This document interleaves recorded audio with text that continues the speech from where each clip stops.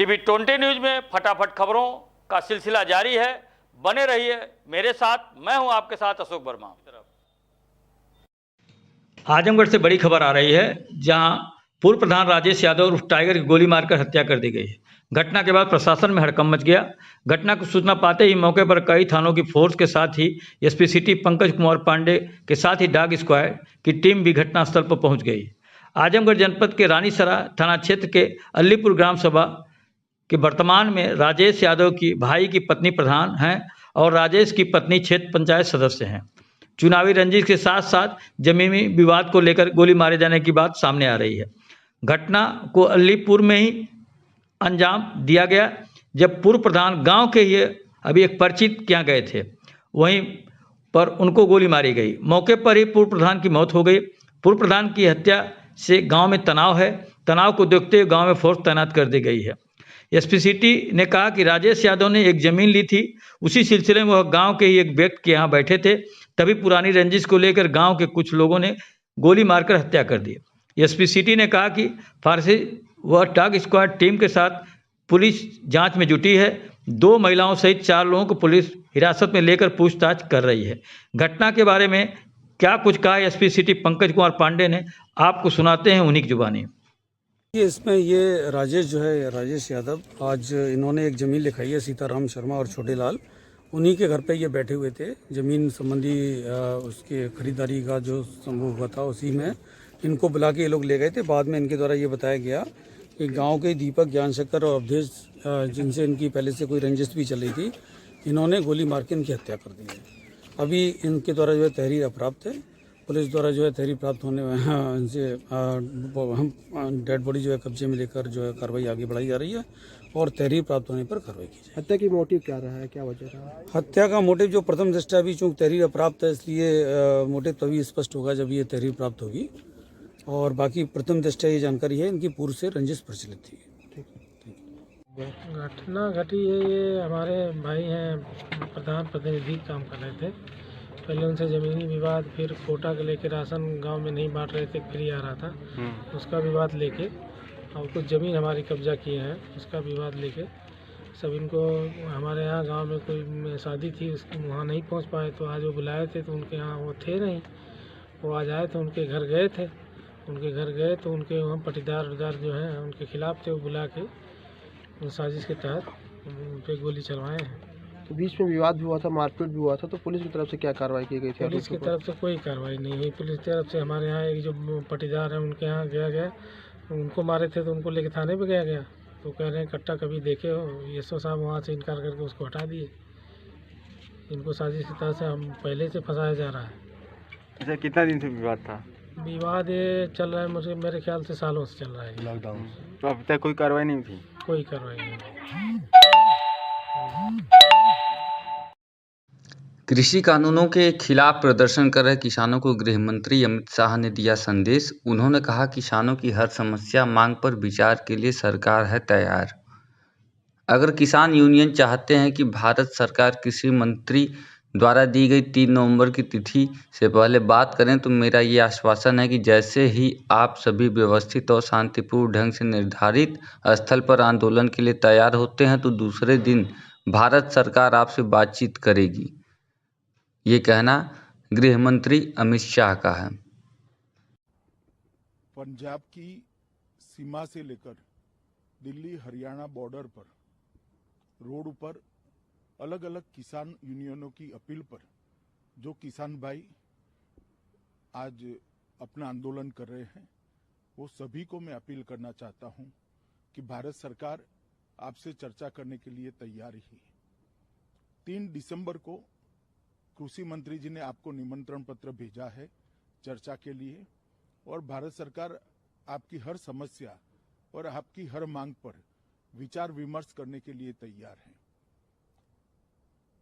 दूसरा, अभी अलग अलग जगह पे नेशनल हाईवे पर, स्टेट हाईवे पर किसान भाई अपने ट्रैक्टर और ट्रॉली के साथ इतनी ठंड में खुले में बैठे हुए हैं। इस सबको मैं अपील करना चाहता हूं कि दिल्ली पुलिस आपको एक बड़े मैदान के अंदर शिफ्ट करने के लिए तैयार है। आप कृपया वहां पर जाइए, वहां पुलिस परमिशन भी आपको कार्यक्रम करने की दी जाएगी। आप वहां पर मंच भी लगा सकते हैं। वहां टॉयलेट्स आदि सुविधाएं भी बना दी गई है। वहां पर एम्बुलेंस की और स्वास्थ्य की सुविधाएं भी निरंतर रहेगी, पानी की सुविधा भी निरंतर रहेगी और सुरक्षा की व्यवस्था भी रहेगी। तो आप लोग रोड की जगह अगर वो निश्चित किए हुए स्थान पर जाकर अपना धरना प्रदर्शन शांतिपूर्ण तरीके से, लोकतांत्रिक तरीके से करते हैं तो मुझे लगता है कि इससे किसानों की भी परेशानी कम होगी और आवाजाही कर रहे आम जनता की भी परेशानी कम होगी। और अगर किसान यूनियन चाहते हैं कि भारत सरकार जल्द बात करे, 3 तारीख के पहले इनसे बात करे, तो मेरा आप सभी को ये आश्वासन है कि जैसे ही आप लोग इसमें शिफ्ट हो जाते हैं, एक स्ट्रक्चर्ड जगह पे अपने आंदोलन को शिफ्ट करते हैं और वहां पर आप अच्छी तरीके से सेट हो जाते हैं, दूसरे ही दिन भारत सरकार आपके साथ आपकी समस्या और मांगों के लिए बातचीत करने के लिए तैयार है।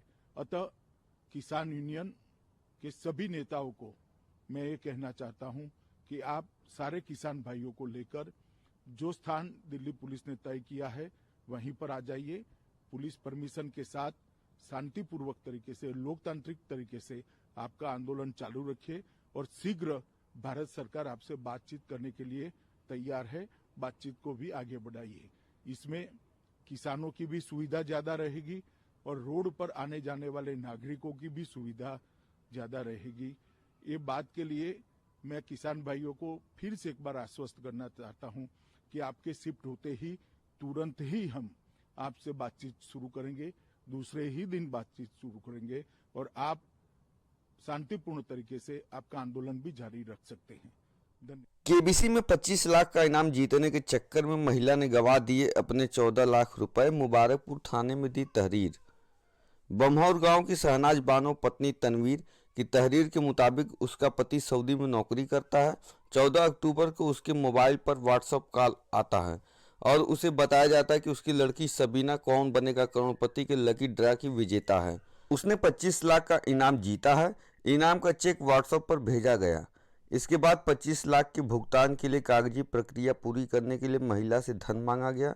16 अक्टूबर से लेकर 23 अक्टूबर के बीच महिला ने मुबारकपुर कस्बा स्थित एक सेंटर से अलग अलग खातों में कई किस्तों में कुल 14 लाख रुपए भेजे। इसके बाद न तो फ़ोन आया, न ही महिला के फ़ोन करने पर कोई जवाब मिला। कई दिन बीतने पर महिला को ठगे जाने का एहसास हुआ। शहनाज ने मुबारकपुर थाने में तहरीर दी है। आजमगढ़ से एक दूसरी बड़ी खबर है। जिला अस्पताल में तैनात नर्स का अपहरण करने वाला अभियुक्त गिरफ्तार कर लिया गया है। शादीशुदा नर्स जो बाइक से अस्पताल जा रही थी, उसी समय रास्ते में स्कॉर्पियो व बाइक सवार युवकों ने रोककर युवती का अपहरण कर लिया गया था। पुलिस अधीक्षक द्वारा जिले में अपराध व अपराधियों के खिलाफ लगातार अभियान चलाए जा रहे हैं। इसी क्रम में कप्तानगंज थाना पुलिस ने शादीशुदा महिला के अपहरण में शामिल वांछित अभियुक्त को गिरफ्तार कर लिया। पुलिस के अनुसार जिला अस्पताल में संविदा पर तैनात नर्स को जबरन शादी करने के लिए स्कॉर्पियो में बैठा कर भाग गए थे। इसके संबंध में 6 व्यक्तियों के नाम से मुकदमा दर्ज किया गया था। वहीं दूसरी घटना में चोरी गई पिकअप के साथ ही 2 व्यक्तियों को गंभीरपुर पुलिस ने गिरफ्तार करने में सफलता प्राप्त कर ली है। युवा कल्याण एवं प्रांतीय रक्षक दल विभाग आजमगढ़ द्वारा Pratibha Niketan senior secondary school में आयोजित मंडल स्तरीय सांस्कृतिक प्रतियोगिता कार्यक्रम का अपर आयुक्त आजमगढ़ मंडल आजमगढ़ वंश बहादुर वर्मा द्वारा मां वीणा वादिनी की प्रतिमा पर माल्यार्पण एवं दीप प्रज्वलित कर शुभारंभ किया गया। सांस्कृतिक प्रतियोगिता कार्यक्रम का प्रारंभ आजमगढ़ की बच्चियों द्वारा सरस्वती वंदना प्रस्तुति करके किया गया। इस अवसर पर जनपद आजमगढ़, मऊ, बलिया के लोकनृत्य, लोकगीत, एकांकी, मार्शल आर्ट, कथक नृत्य, तबला वादन, हारमोनियम वादन, शास्त्रीय गायन आदि विधाओं के कलाकारों द्वारा प्रस्तुति की गई। इस अवसर पर अपर आयुक्त न्यायिक ने कलाकारों को संबोधित करते हुए कहा कि ग्रामीण एवं शहरी क्षेत्रों में छुपी प्रतिभाओं को कला के माध्यम से आगे बढ़ाने का प्लेटफॉर्म जो युवा कल्याण विभाग दे रहा है वह एक सराहनीय पहल है। मैं मंडल के तीनों जनपदों से आए हुए कलाकारों के उज्जवल भविष्य की कामना करता हूं। मंडल की तीनों जनपदों से आए हुए टीमों में प्रथम, द्वितीय एवं तृतीय का चयन निर्णायक टीम अनीता यादव, प्रवक्ता संगीत, अग्रसेन बालिका इंटर कॉलेज, रेखा यादव, प्रवक्ता संगीत, जीजीआईसी अतरौलिया, शशि प्रभा सहायक अध्यापिका संगीत जीजीआईसी सरामीर एवं सुनीति यादव सहायक अध्यापिका संगीत जीजीआईसी अजमतगढ़ द्वारा किया गया। इस अवसर पर भारतीय जनता पार्टी लालगंज के जिला महामंत्री सूर्य प्रकाश श्रीवास्तव, प्रतिभा निकेतन स्कूल के प्रबंधक रमाकांत वर्मा, प्रधानाचार्य ध्रुवचंद्र मौर्य, क्षेत्रीय युवा कल्याण अधिकारी वीरेंद्र कुमार सिंह, जगदीश प्रसाद यादव, महेंद्र प्रताप अस्थाना, जिला युवा कल्याण अधिकारी बलिया महेंद्र कुशवाहा, बीओ मऊ सुरेंद्र सोनकर सहित सतीश भोला सिंह व नंदलाल सिंह उपस्थित रहे। जिला ग्रापलिंग एसोसिएशन आजमगढ़ व उत्तर प्रदेश ओलंपिक एसोसिएशन के संयुक्त तत्वाधान में आजमगढ़ के सराय मंदराज के एक स्कूल में प्रथम ग्रापलिंग टेक्निकल ट्रेनिंग कैंप 2020 का आयोजन किया गया, जिसके मुख्य अतिथि अपर जिलाधिकारी प्रशासन नरेंद्र प्रताप सिंह द्वारा मां सरस्वती के चित्र पर माल्यार्पण कर व दीप प्रज्वलन कर किया गया। कार्यक्रम में प्रतिभागियों ने अपनी प्रतिभा का जमकर प्रदर्शन किया। कार्यक्रम के उपरांत विजेता टीम को शील्ड देकर सम्मानित किया गया। पत्रकार वार्ता में संस्था के सचिव रविकांत मिश्रा ने कहा कि आजमगढ़ की पहचान देश व विदेशों में है और रत्नात्मक पहल के तहत आजमगढ़ में संस्था के अध्यक्ष दिवाकर सिंह ने व सचिव विकास सिंह ने कई दिनों से तैयारी कर इस आयोजन को सफलता दिलाई। इस कार्यक्रम के तहत खिलाड़ियों को एक विशेष रूप से खेलने की ट्रेनिंग दी गई है। क्या कुछ कहा संस्था के सचिव रविकांत मिश्रा ने, आपको सुनाते हैं।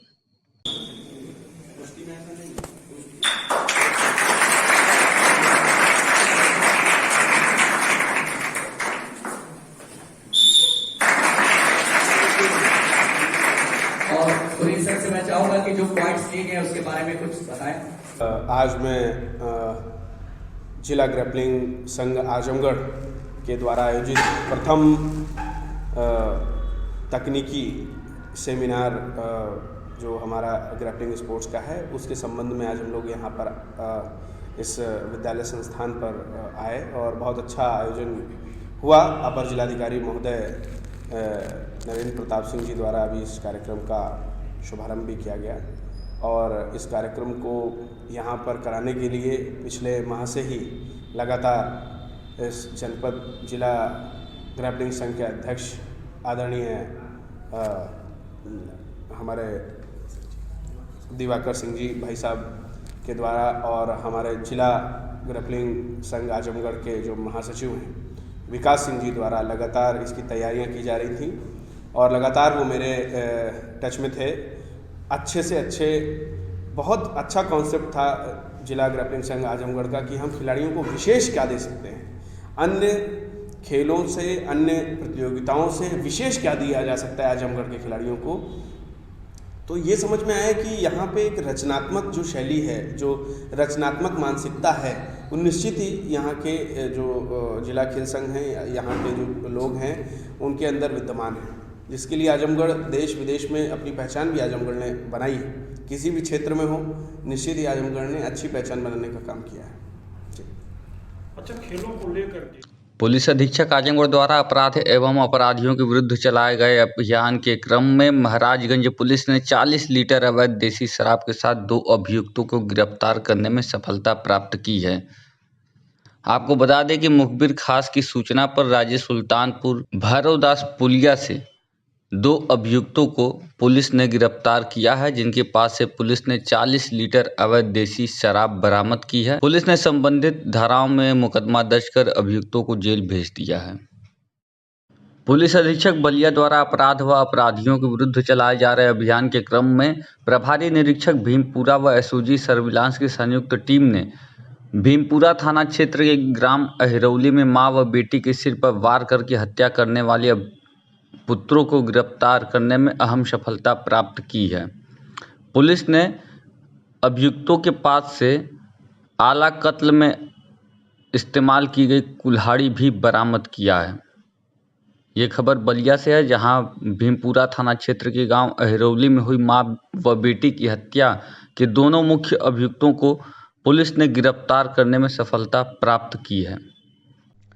थाना भीमपुरा अंतर्गत ग्राम अहिरौली में माँ बेटी दोनों की कुछ दिन पहले हत्या की गई थी, जिसके संबंध में भीमपुरा पर अभियोग पंजीकृत किया गया था। घटना के संबंध में बहुत से संदिग्ध व्यक्तियों से पूछताछ की गई। वैज्ञानिक साक्ष्यों सर्विलांस के साक्ष्यों को संकलित किया गया। अंततः मृतका के लड़कों द्वारा घटना कारित करने की पुष्टि हुई। उनको आज विवेचक इंस्पेक्टर भीमपुरा व स्वाट सर्विलांस की टीम इन सभी के सहयोग से गिरफ्तार किया गया। उनके द्वारा घटना कारित करने की पुष्टि की गई तथा घटना में प्रयुक्त कुल्हाड़ी भी बरामद कराई गई। घटना परस्पर मतभेदों के कारण हुई थी। घटना कारित करने वाले अभियुक्त मां बेटी के कार्यों को पहले से ही विरोध करते थे। विधिक कार्यवाही की जा रही है। गोरखपुर फैजाबाद खंड शिक्षक निर्वाचन 2020 को सकुशल एवं शांतिपूर्ण ढंग से संपन्न कराने हेतु उप जिलाधिकारी बुढ़नपुर दिनेश मिश्रा ने मतदेय स्थल का निरीक्षण किया। उन्होंने आवश्यक निर्देश दिया कि अतरौलिया स्थित खंड विकास कार्यालय ब्लॉक परिसर में पोलिंग बूथ स्थापित किया गया है। मतदान केंद्र पर पहुंचकर सबसे पहले मतदान केंद्र का निरीक्षण किया। संबंधित को निर्देश दिया कि मतदान केंद्र पर किसी राजनीतिक दल या प्रत्याशी के पक्ष में कोई प्रचार सामग्री चस्पा न हो, उसे तुरंत हटवा दें। इसी के साथ कोविड-19 को दृष्टिगत रखते हुए सभी मतदान कर्मियों को मेज दूर दूर तक लगाने का निर्देश दिया।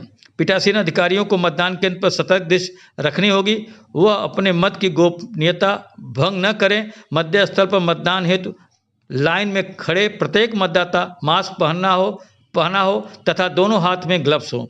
मतदाताओं में 6 फीट का अंतर हो तथा ये सुनिश्चित करेंगे कि मतदान केंद्र पर कोविड हेल्प डेस्क स्थापित हो, जिस पर मतदाताओं के हाथ सैनिटाइजर कराए जाएं एवं हेल्प डेस्क पर सभी मतदाताओं को अनिवार्य रूप से ग्लव उपलब्ध कराया जाए। ज्ञात हो कि गोरखपुर फैजाबाद खंड शिक्षक निर्वाचन 2020 का चुनाव 1 दिसंबर को संपन्न होना है। आइए सुनाते हैं कि एसडीएम बुढ़नपुर दिनेश कुमार मिश्र ने क्या कुछ कहा। निर्वाचन के लिए आपने यहाँ पे स्थलीय निरीक्षण किया, इसके बारे में। गोरखपुर फैजाबाद खंड शिक्षक निर्वाचन मतदेय स्थल 93 अतरौलिया है। यहाँ पर 1 दिसंबर को चुनाव होना है।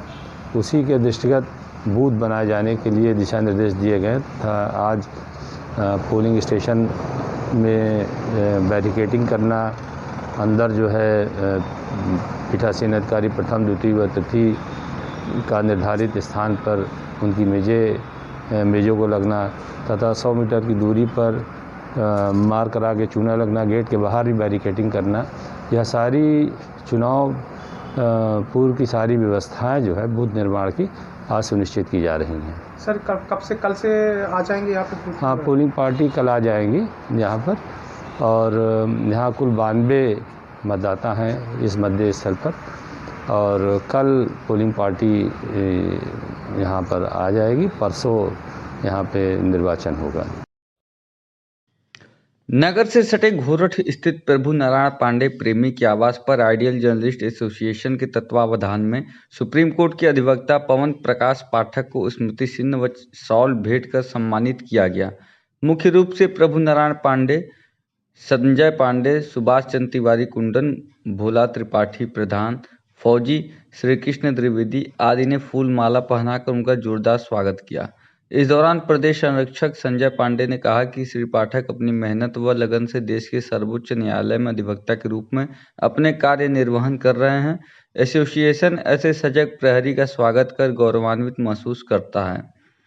स्वागत से अभिभूत सुप्रीम कोर्ट अधिवक्ता पवन प्रकाश पाठक ने कहा कि आजमगढ़ की धरती ऋषि मुनियों व साहित्यकारों की जन्मस्थली रही है, जिन्होंने देश ही नहीं पूरे विश्व में आजमगढ़ की गौरव गाथा का परचम लहराया है। इन्हीं लोगों को आदर्श मानकर इस मुकाम पर पहुंच सका हूं। ऐसे ही जनपद वासियों का स्नेह मिलता रहे। अंत में राष्ट्रीय संरक्षक प्रभु नारायण पांडे प्रेमी ने आगंतुकों के प्रति आभार प्रकट किया।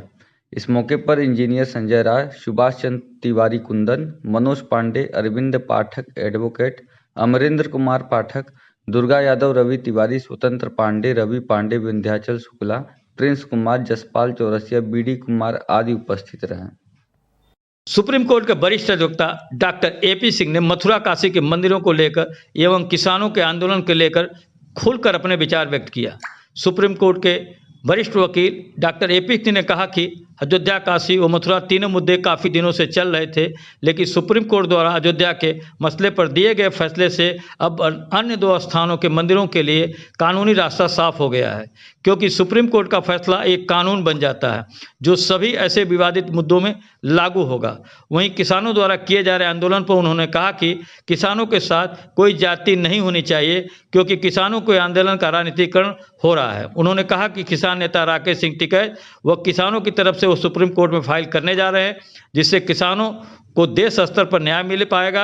आपको बता दें कि अयोध्या बार एसोसिएशन द्वारा डॉक्टर AP सिंह के सम्मान में एक कार्यक्रम किया गया था, जिसमें डॉक्टर AP सिंह को विधि रत्न पुरस्कार से सम्मानित किया गया है। इस कार्यक्रम में इलाहाबाद हाई कोर्ट के जस्टिस के साथ ही कई जजेज व भारी संख्या में अधिवक्ता शामिल थे। ज्ञात हो कि डॉक्टर AP सिंह देश के माने जाने अधिवक्ता हैं, जो देश के बड़े बड़े व चर्चित मुकदमों में अपनी पैरवी से एक उच्च स्तरीय पहचान बनाई है। आपको सुनाते हैं कि डॉक्टर AP सिंह ने अपने प्रेस वार्ता में क्या कुछ कहा।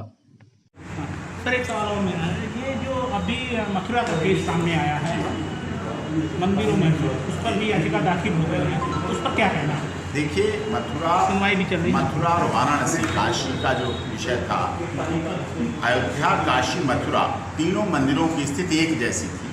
सभी जगह आतताइयों ने, उस समय के तत्कालीन आतताइयों ने कब्जे किए, कब्जे के निशान हैं, सबूत हैं, सब कुछ है। सद्भाव बनाने के लिए वहाँ सुरक्षा का व्यवस्था इंतजाम किया गया, मथुरा में भी इसी तरह, काशी में भी इसी तरह का।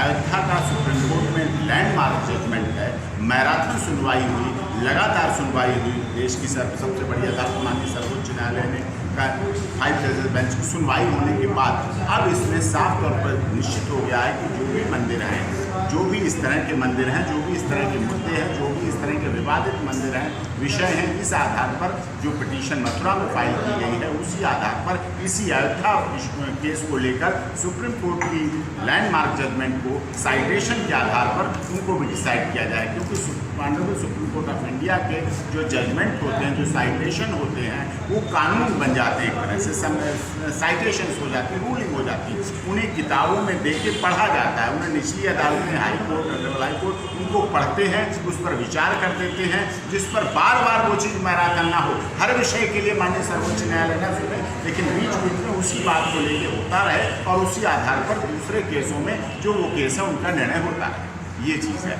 दूसरी बात जो आपसे चर्चा हो रही थी, रात भारतीय किसान यूनियन के राष्ट्रीय अध्यक्ष भानु प्रताप सिंह जी से इसी बात को लेकर चर्चा हुई, क्योंकि मैं यहाँ था, तो उन्होंने किसानों के मुद्दे को लेकर, किसानों के विषय को लेकर, पूरे देश में जो हंगामा हो रहा है, पूरे देश में आंदोलन हो रहे हैं, तो इस पर सुप्रीम कोर्ट ऑफ इंडिया में उनकी तरफ से पिटीशन फाइल होगी, जो हमने डायरेक्शन दे दी है, तैयार हो रही है, और वो पिटीशन इसमें फाइल होगी, जिसमें कि किसानों की सभी समस्याओं को सुप्रीम कोर्ट को इंटरवीन करना पड़ेगा, सुप्रीम कोर्ट को सुनना पड़ेगा, क्योंकि किसानों का आंदोलन है। कोई भी देश की सर्वोच्च न्यायालय हो, चाहे देश के माननीय राष्ट्रपति हो, चाहे हमारे देश की मीडिया और लॉ मेकिंग एजेंसियाँ हो, नहीं चाहते किसी तरह से किसान के साथ कोई जाति हो, किसान के साथ कोई अन्याय हो, किसान के साथ कोई हादसा हो, और आंदोलन होता है तो उसमें राजनीतिक दल आ जाते हैं, राजनीतिक दल जुड़ जाते हैं, उनकी राजनीतिक इच्छा शक्ति जुड़ जाती है। तो इस आधार पर ऐसा ना हो, इसलिए ये प्रयास किया जा रहा है, और इसी बाबत हम भारतीय किसान यूनियन की तरफ से